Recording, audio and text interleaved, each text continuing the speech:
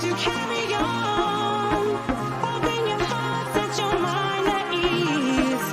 Live your life and you'll be free. We're gonna rise, rise, rise. Keep on rising, rise, rise, rise. Keep on rising,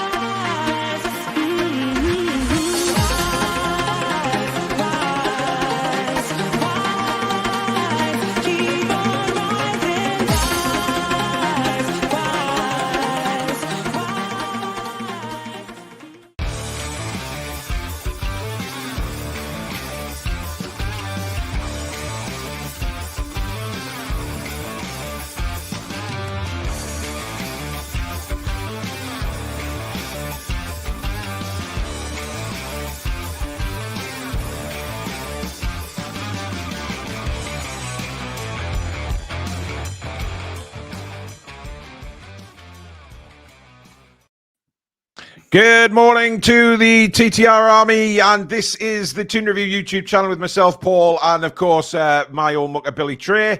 And it is the press conference reaction as Eddie has spoken to the media this morning ahead of the game against Chelsea tomorrow night, which will be, of course, live here. Live commentary on Matchday Live. As usual, if you do enjoy the show, hit that thumbs up button for us. And if you're new, please do subscribe. So close to 33,000 now. And of course, you can support the channel in the usual two ways. First of all, by membership, which is the join button just underneath myself and Billy Bob. And of course, super chats are available as usual. That's the $sign under the live chat. And that will also guarantee your comment to get read out live on the show. Good morning, Bill. Good morning, all you beautiful people. Well, that was a very Geordie like how? It was very galanty, wasn't it? To be honest? Yeah, sort of. Yeah. Now we didn't know we were going to do this show this morning because we didn't know if there was a press conference. Because normally we get sort of messages and emails from Newcastle United saying that the press conference, you can watch it on the app or watch it on the website, but there was none of that this morning. At least I didn't see it. So basically, we're going off what the quotes are from the journalists. It doesn't look like there was a lot of questions asked about tactics again and things like that, but that becomes the norm. For me, it's all about Billy maybe looking at injuries and things like that and seeing who could possibly be in the side for tomorrow night, which of course we'll go through in the preview tonight. Yeah, and I doubt if he kind of was really open about that either. So again, it's a kind of exercise for journalists to write stuff in the papers, which really isn't very interesting, is it? Yeah. 100%. It's it's madness. I don't think he's going to announce his lineup. I don't think it'll be much different from Sundays. It can't be, can it? Surely it can't be because this is a big game for maybe not. It's not that huge for Chelsea, but for us, it's massive. Huge. It is huge, and we saw last season that he played the same team 3 times and tried. He didn't trust what he's got in reserve. So I think we'll see virtually the same side. Maybe Gordon will come in if he's fit. But if he's not, maybe 1 or 2 changes, but not many. I think he might change his centre half pairing. But I mean, it's and as for tactics, well, he should be asked about tactics. He should be asked about substitutions. Apparently, Carlisle Tunis says Jordan Cronin asked about set pieces, so we'll see if it's mentioned. But on quick glance, I didn't see anything that's been put on the Twitter page, but we'll have a look. Kev, good morning. Says question for all, which is really important. If Eddie does go, who realistically comes in? Well, we said last night, Kev, we're not going to talk about that until we need to talk about that, because at the moment Eddie Howe is our manager. To be honest, I don't have an absolute Scooby-Doo who would come in, and to be honest, that's a conversation to be had if and when that position becomes available. Mason's asking you a question which I don't quite understand. Is Benji outside? The horse, yeah, Benji the horse. He's not outside here, but I know he's outside. All right, okay. He'll be in the fields in Rushcliffe or wherever it's called. Okay, fair enough. Fondled by Mr. G. Cludes says Paul and Billy. Now, I did see this morning. Thoughts on Saudi PIF reducing their international investment from 30 to 20%? There was maybe questions asked about whether that would affect the football club. Look, we're talking billions of pounds here. So is 10% really that big? I'm not so sure.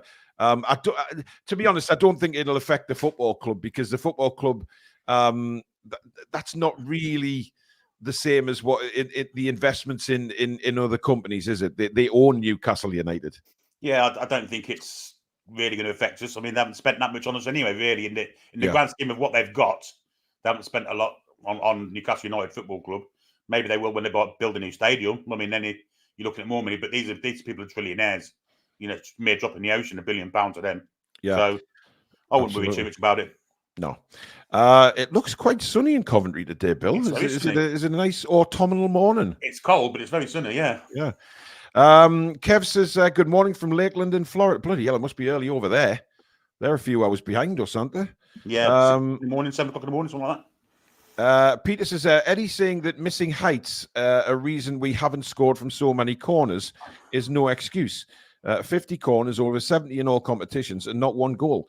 It's simply not good enough, regardless who's missing. So he actually said we lack height. My God. Dan Burn's 19 foot tall, Billy. I want to go out with stilts and put Dan Burn on some stilts. Well, he still wouldn't hit the target, would he, with a header? But that's yeah. Chelsea fan here. Good morning. We will have a different 11 out there. However, it's an 11 that's still really strong. Think it may be another tough night for you, lads. Yeah. To be fair, we did expect that. I know Chelsea did that in Europe, and absolutely had a fantastic performance, didn't they? With the second 11. So, Chelsea have that luxury, Billy, where they can just change the 11 and still be very strong. But maybe, yes, they'll still be strong, but hopefully, if we put a strong side out, maybe we will have the edge, because I'm hoping we go into the game, like we said earlier, absolutely wanting this, because this is a huge game for Newcastle. Well, for one, we're at home. There's going to be 52,000 screaming Geordies, hostile atmosphere. Let's be honest, we deserved a point Sunday against what would be perceived to be Chelsea's first strength 11. I don't think it will be a tough night for us. I think it'll be a tough night for both teams. I thought it was a tough day for Chelsea Sunday, like it was a tough day for us.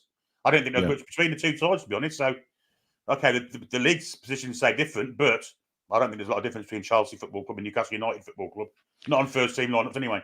Yeah, there's just a handful of players out of form for Newcastle right now, which is probably the difference in a few games this season, I guess. The difference obviously is in the squad depth, isn't it? Yeah, That's absolutely. Yeah, Harry says more like investments in Disney, etc. Yeah, it's the investing in things that they're cutting back on. Alexander, good morning to you. I'm tired of reading the objective and goals when we do the same damn thing every time, expecting a different result. Is the true definition of insanity. I'm over it. And Eddie Howe, ins and outs are worse. How can he say we are missing Trippier on set pieces when his delivery is abysmal? Well, it's very interesting, Billy, because look, I kind of look at Eddie Howe and I think he obviously sees something very different to what the fans see, because the fans say one thing about the set pieces and things like that, and then he says, we're missing height and we're missing Trippier.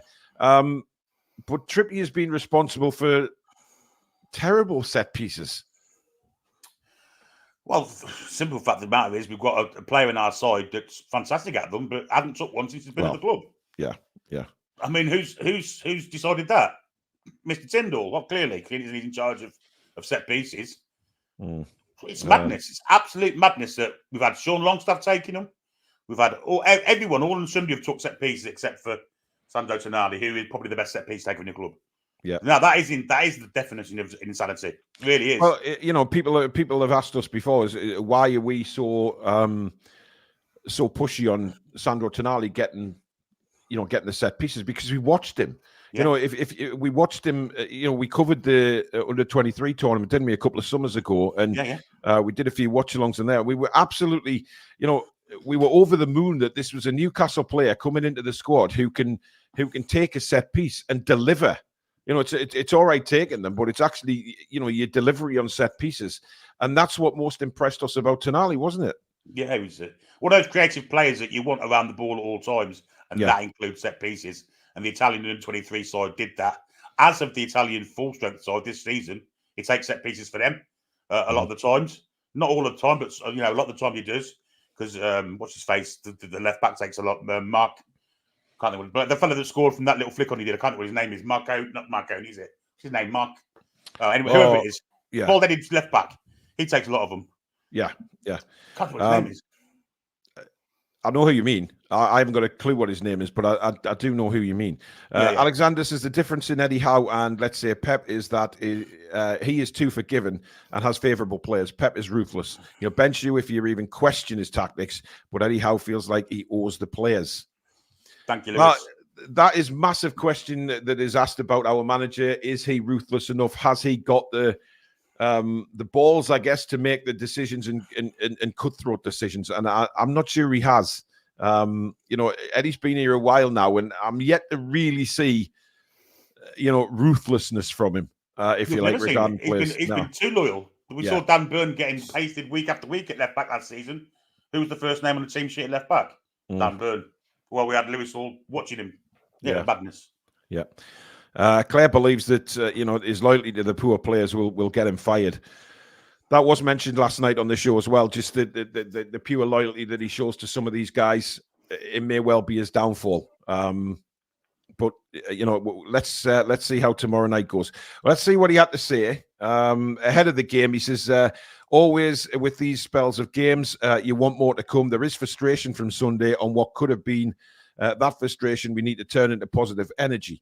We are at home and want to make it a real occasion if we can.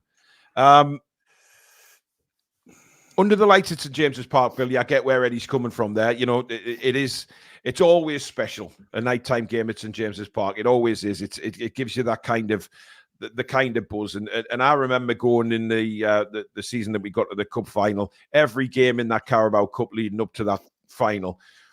St James's Park was a special place in the quarterfinals, and especially obviously the semi-finals and the celebrations after the game. So it is huge. But for me, this game, Billy, is more than just a huge cup game. It's a huge game in general because of what's been going on this season. 100%. If you look at it in these terms, you're 4 games from Wembley. We win tonight, we win the quarterfinals, and then you're 3 games from Wembley. And we want to get back to Wembley and win something. That's clearly the plan for every Newcastle United fan, staff member, player, everything. Yeah. And so the fans will be on side with that. The fans want that more than anything. They'll make it really hostile. But the players have got to play their part as well. And Absolutely. So is the manager by picking a positive side and playing a positive manner. Yeah. By the way, I forgot to mention at the start of the show, we got a new member just before the show started. Sid Reed. Welcome to Members Club, Sid, and thank you for your support and welcome to Members Club. Mr. Steve says, I'm not going to gun for Eddie, but how many times have we conceded from being hit on the break after a corner to us? He isn't learning. That's the worry. Ange Mag, good morning, says, Howe must know the backlash he's getting. So if he doesn't work on change, he must not want the fight. Too predictable at the moment, but the players need to fight too. And a super chat in from Andy C. Thank you, Andy. All right, lads, frustrating times at the minute, but that's just part of being a Toon fan. Thanks for the great content, lads. Best channel on YouTube. Thank you very much, mate. Much appreciated. Right, he went on to say about Anthony Gordon, Billy. I think this is the one people really want to know on. He's been for a scan, and we are hopeful. Oh, See you Christmas, Anthony. You know what I'm going to say, don't you, Bill? He's been for a scan. We are hopeful the injury isn't serious. Let's see how he is today. It was training. It wasn't training on Friday that he did it, but nothing serious. Sometimes you get these things from time to time. There is a chance he could make Wednesday, but we have to make the right decisions. I think we'll see him back for the Man United game Boxing Day. Christ, I hope not. Doug from the Dugout Football Channel celebrating 32 months, Billy, of being a member. And that's a Liverpool fan, by the way, guys. Doug is a big friend of the channel, cracking guy. Lovely family, a dad for a year now, I guess just over. Thanks, Doug. Good morning, Paul and Billy. I hope you guys are well. I was so angry at Isak at the weekend. Can't imagine how you guys were feeling. Greedy from Isak.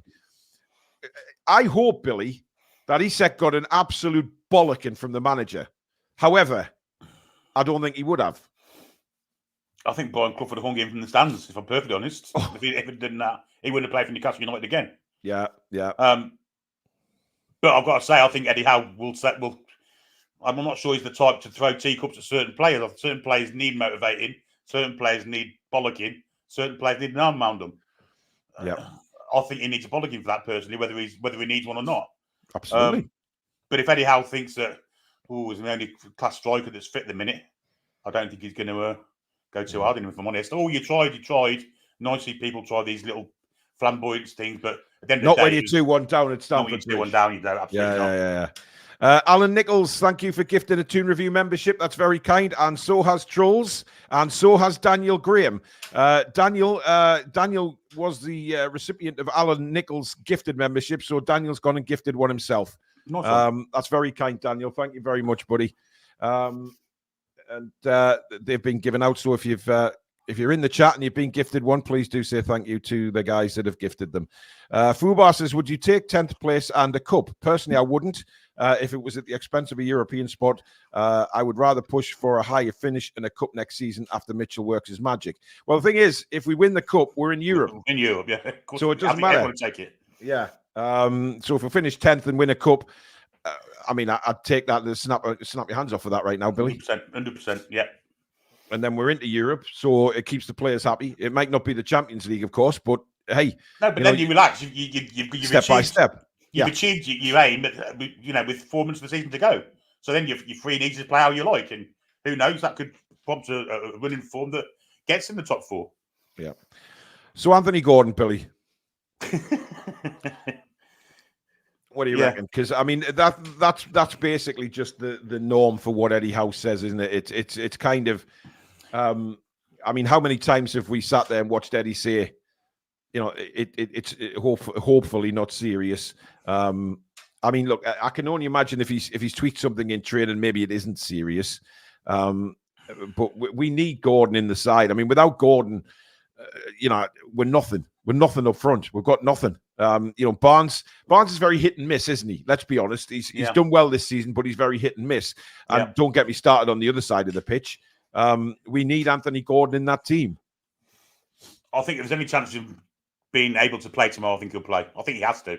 Mm-hmm. And risk it and hopefully gets through it. And then play hard. If needs to be, play Harvey Barnes against Arsenal Saturday. Yeah. And if he can get through both games, then all the more better. But I'd play him tomorrow. 100% I would. 100%. To coin a phrase, says I've mapped out the points tally of equivalent fixtures to last season. Surprisingly, we're 1 point up. This coming period is key. We beat Arsenal, Forest, West Ham last time and progressed through the cup. That was last time. We're in a very different place at the moment. And what's coming out, Billy, is that is consistency. And Bruno said it in his interview, and a lot of people have noticed the consistency isn't there. How many times have we done the commentary, Billy? And Newcastle United have had a really good start to a game for 10 minutes. Oh. You looked at the Fulham game. We started that. The first 5 minutes, we were all over them and then had a disallowed goal. And then we went to pot. The consistency for some reason just isn't there. They'll say it's no different to when the previous manager was in charge, because we used to do that under him. We did. We'd be like a ground out of a trap straight into it for the first 10, 20 minutes. Then they were knackered. Although we're not tired this time, we just drop off the pace after 15 minutes. And it's virtually the same thing, although for different reasons, I would say. Yeah. So, people saying that I'm all let Freddie in, you can compare him to our previous manager at this point. You really can. That's a big statement, Billy. Well, you can with performances. Okay, it might be different the way they're being achieved. Yeah. But it's very similar in what you're looking at. Mm-hmm. Very similar. Claire says Eddie can't say an exact time scale as he already embarrassed himself saying Wilson would be back sooner. Alexander, not happy with Eddie's comments. Every injury is serious. I hate how he casually throws it out there. Maybe makes my job harder because people think we have a magic wand and cure all injuries. I agree. He's trivialising stuff, isn't he? Yeah. Johnny. And then at the end of the day, he's trivialising stuff, and then you don't see players that has been trivialised for. Well, you look Callum Wilson, for instance. Well, where the fuck is Matt Targett, Billy? That's what I want to know. Where is that man? What is going on with Matt Targett? Maybe the goldfish in his little bowl that he puts his feet in on strike. I don't know. Oh, I once did that. It was the most horrible feeling. Them fish biting at your feet. Johnny Ola has been a member for 28 months now on the channel. Thank you for your continued amazing support, Johnny Ola. The injury situation hasn't changed even with the new medical setup and training overload. Well, you know what? they're still there, Billy, aren't they? There's still a weekly occurrence for an injury. We don't know who's came in on the physio side, do we? You know, and the actual staff that treat the injuries. It's not as bad as it was last year, but we're not playing anywhere near the amount of games we were last season. Yeah. So I mean, it's hard to blame it all on James Bunce. That is his name, is it? It's James Bunce, isn't it? We say this every time we mention his name. Bunsen Burner. Bunsen burner, yeah. We'll just know him as the old scientific Bunsen burner. Oh, God, did I have some fun with them in science class. JT Toon says, Arsenal are reportedly preparing a £100 million bid in January for our Isak. If it's not Bulldoggy, would you guys take it given his current plight? No, well, because he's worth more than that. Yeah, he is. And I think he's probably proved that, to be honest. I mean, he's had a bad start to the season. But like I keep saying, we all know what he's capable of. But where is Isak's head at right now? That is the most important thing. Where is his confidence levels? Because, yeah, he had a tap-in on Sunday, but both his goals this season have been tap-ins from a couple of yards out where he couldn't have missed. That's all he's done. And then when he did what he did on Sunday in the second half, that was unforgivable for me. And if I was manager, and Stato said it as well, I would have hauled him off. I would have made an example of him and said, look, yeah, we've got Asula who isn't the same standard as Isak, but it's all about making a point and being that ruthless side. I just think it should never, ever, ever have been just let go like it was. And then nobody seemed to focus on it. But apart from Newcastle fans who all... I've seen so many still shots, Billy, of Joe Linton with his arms in the air, just waiting for the ball to tap in, and he didn't get it.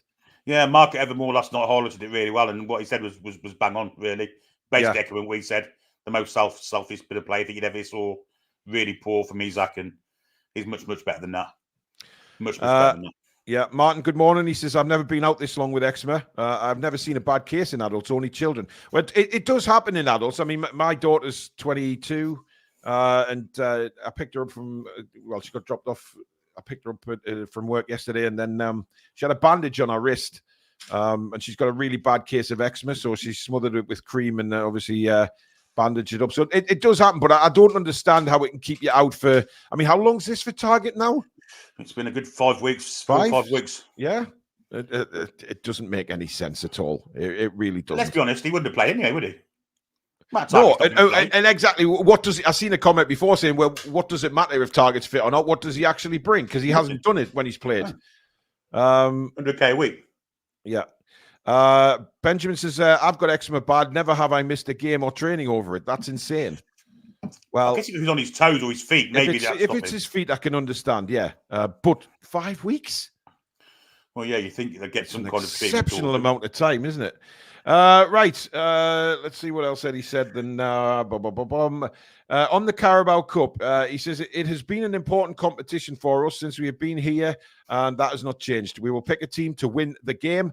Chelsea are a difficult opponent. I am sure they will make changes, but with those changes, they will still be a very strong team. We are desperate to progress. There you go. So if we're desperate to progress, we play a strong side.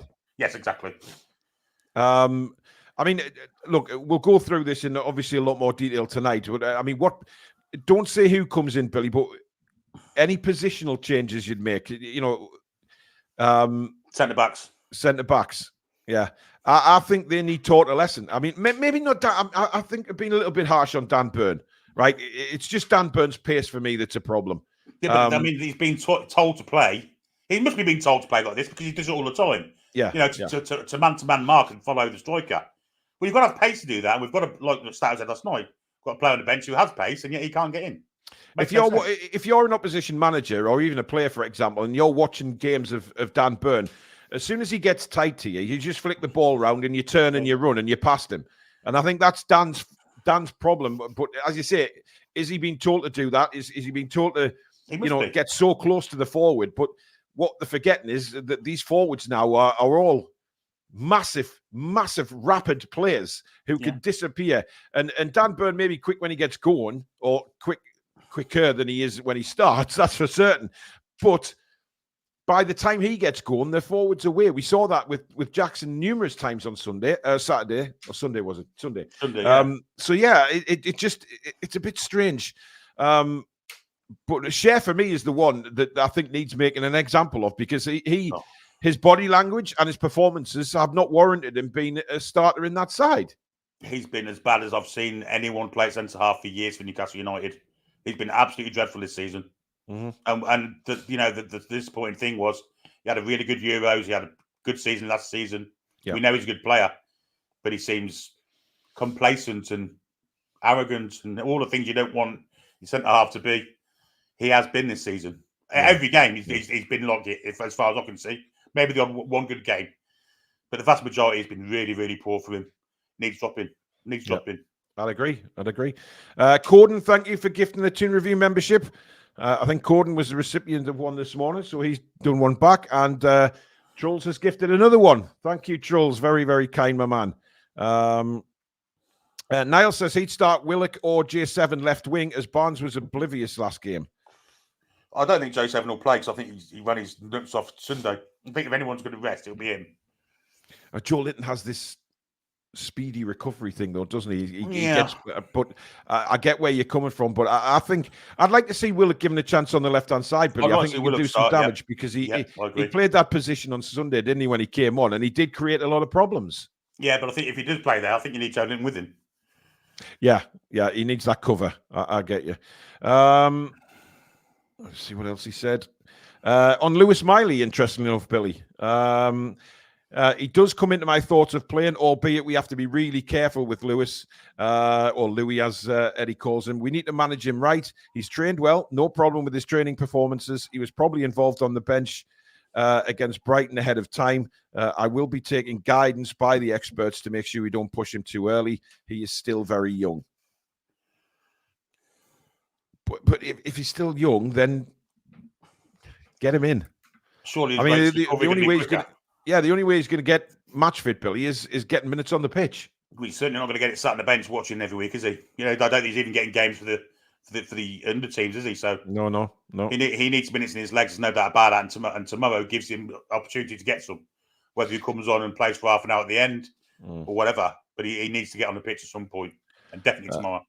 I mean, Peter says Miley's looking a lot more muscular. He's definitely bulked up. Yeah. But the game, the kind of game he plays, it does warrant sort of being bulked up, because he likes to get stuck in as well. But he's a very technical player as well, isn't he, Louis Miley? So I think if we can get him back, I don't know how you feel, Billy, but I think me looking in on as a fan, I think Miley's a better player than Sean. Yeah, 100% he is. But I don't think Eddie sees it that way. That's the difference. Well, because Sean's less of a risk. I mean, Miley's may come in and not perform for the first few games, and we've got to be patient with him. He's not played for a while. He's a young kid, but his ceiling and things like that are much higher than Sean's. He's got much more technical ability. Yeah, everything you want from midfielder, Miley's got. But I'm not sure Eddie Howe sees that at that way at this moment in time now. But he should be seeing that. He should be seeing it. Apparently he's 6'6" now, Billy. He's not 6'6". Oh, that's taller than me. I'm 6'5".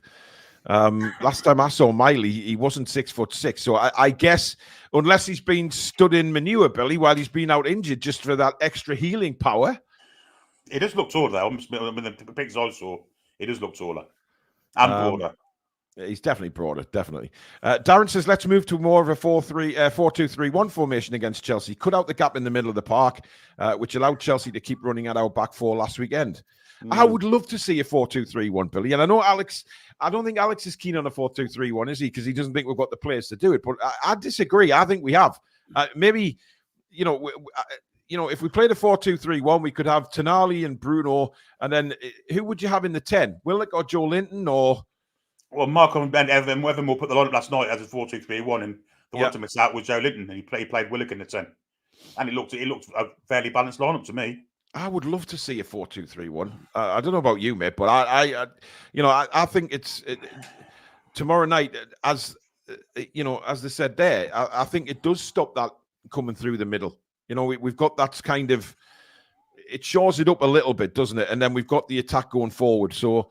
However, this should be looked at in pre-season, and it wasn't, was it? Yeah, you don't just throw them in at the deep end in a last 16 match in the Carabao Cup to play in a new formation. Yeah, I just don't see it. Darren says, well said, Paul. Makes sense to have Bruno and Tonali sat in front of the back four. I mean, that's a kind of brick wall, isn't it? You're talking about, you know, and it, especially in that situation, it gives one of them. One can go. One can go. One can stay back. Yeah. We'll have a look at that tonight, Billy. I don't think Stato will be very happy with it, but we'll push him on that just to put it up on the graphics.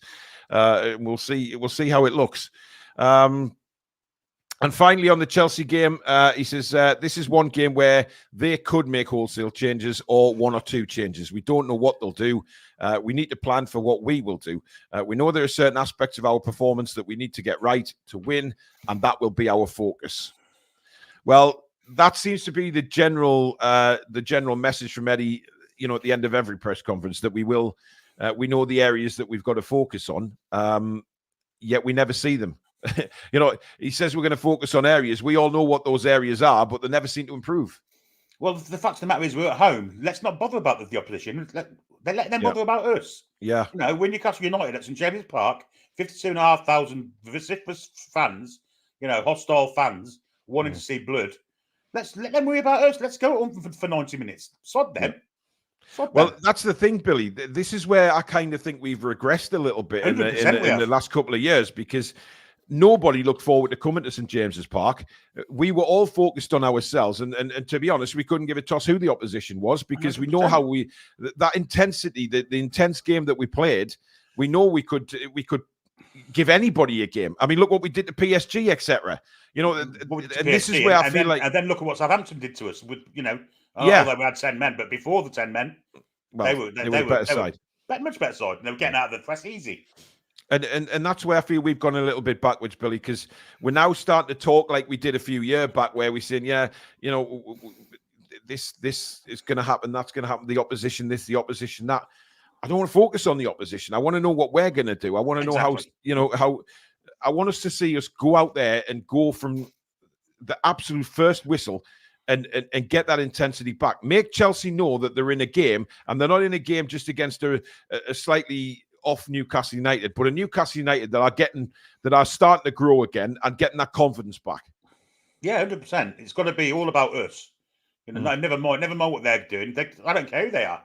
Yeah, it's St James's Park. This is Fortress St James's Park. Mm-hmm. We've got the loudest and best supporters in the land. Go out and perform for them. Get them to Wembley again. Great quote to finish on, Billy Bob. So a nice one. Thank you, everybody, for watching. Of course, we are back at 7 p.m. tonight. Me, Billy, Alex, and Sam. As we look ahead to the game, we'll try and put a lineup together and see what you guys think, and score predictions, etc. And any news that comes out this afternoon, we'll bring it to you on tonight's show at 7 o'clock. Thank you for your memberships, guys, and super chats.